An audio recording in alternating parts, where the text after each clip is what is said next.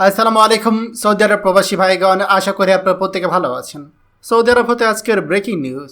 Saudi আরবে আকস্মিক সিদ্ধান্তে আটকে গেল লাখো মানুষের ওমরা যাত্রা। চলুন খবরে বিস্তারিত জেনে নেওয়া যায়।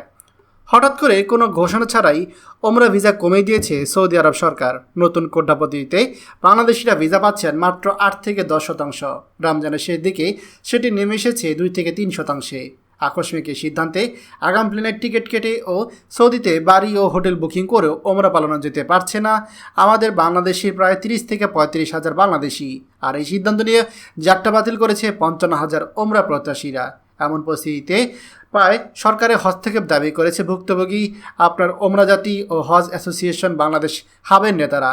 হাব নেতারা বলছে, পবিত্র ওমরা পালনে বাংলাদেশিদের অবস্থান ষষ্ঠ। প্রতি মাসে গড়ে শুধু ওমরার জন্য 75,000 ভিসা দেয় ঢাকা সৌদি দূতাবাস। ওমরা ভিসার চাপ কয়েকগুণ বেড়ে যায় রমজান মাসে। এবছর কেবল মার্চ মাসে বাংলাদেশ থেকে 1 লাখেরও বেশি আবেদন পড়ে। তবে ভিসা হয়েছে মাত্র 24,000-এর মতো, সেটিও মার্চের শুরুর দিকে। শেষের দিকে ভিসা দেওয়ার হার 3 থেকে 4% নেমে এসেছে। কোটা পদ্ধতির কারণে এই জটিলতায় পড়েছে বাংলাদেশিরা। ধর্মমন্ত্রণালয় বলছে, মক্কা মদিনায় ধারণ ক্ষমতা চেয়ে কয়েক গুণ বেশি মানুষ অবস্থান করায় সৌদি সরকার ভিসা কমিয়ে দিয়েছে। এখন বাংলাদেশ থেকে 100 ভিসার আবেদন করলে হচ্ছে মাত্র 2 থেকে 3টি। কী কারণে এমনটি হচ্ছে তার কোনো তথ্য আমাদের কাছে নেই। আর অন্যদিকে হাব নেতারা বলছে, হঠাৎ সৌদি সরকারের এমন সিদ্ধান্ত আটকে গিয়েছে 55,000-এর বেশি মানুষের ওমরা পালন। অগ্রিম টিকিট করে আটকে গিয়েছে 35,000-এর মতো ওমরা যাত্রী। তারা এখন টিকিটের টাকা ফেরত চেয়ে এজেন্সিতে ভিড় করছে। এইসব টাকা ফেরত পাওয়া নিয়েও সংকট তৈরি হচ্ছে। ভুক্তভোগীরা বলছে, সব প্রস্তুতি থাকার পরও শুধু ভিসা না পাওয়া একজন ওমরা যাত্রী করে 30 থেকে 40,000 টাকা ক্ষতির মুখে পড়ছে। একই ধরনের ক্ষতির মুখে পড়ছে বিভিন্ন এজেন্সি মালিক ও মোয়াল্লেমরা। রমজান মাসে পরিবার সহ ওমরা পালন করতে নিয়োগ করে লালবাগের ব্যবসায়ী মোহাম্মদ শাহজাহান। 10 রমজানের পর যে কোনো দিন তিনি ওমরা পালন করতে যাবেন, এরকমই একটি এজেন্সির কাছে অগ্রিম টাকা দেন। প্রায় 1 মাস হয়ে গেলেও তাদের ওমরা ভিসা হচ্ছে না। ইতিমধ্যে এজেন্সি এয়ার টিকিট, সৌদি আরবে মক্কা ও মদিনায় হোটেল বুকিং সহ সব পেমেন্ট করে ফেলেছে।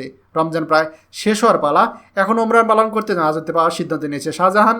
তিনি এখন এজেন্সির কাছে টাকা ফেরত চাচ্ছেন। এদিকে এজেন্সি এয়ারলাইন্সের কাছে টিকিট বাতিল করে টাকা ফেরত যাচ্ছে, হোটেল বুকিং বাতিল করে টাকা যাচ্ছে।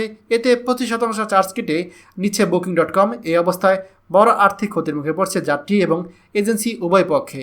এমন করে প্রায় লাখ লাখ টাকা গচ্চা যাচ্ছে এজেন্সি এবং যারা যাত্রী তাদের। আর এই অবস্থায় সরকারের কাছে হস্তক্ষেপ দাবি করছে তারা। খবরটি আমাদের সকল প্রবাসী ভাইদের সাথে এখনই শেয়ার করে সবাইকে এই গুরুত্বপূর্ণ খবরটি জানার সুযোগ করে দিন।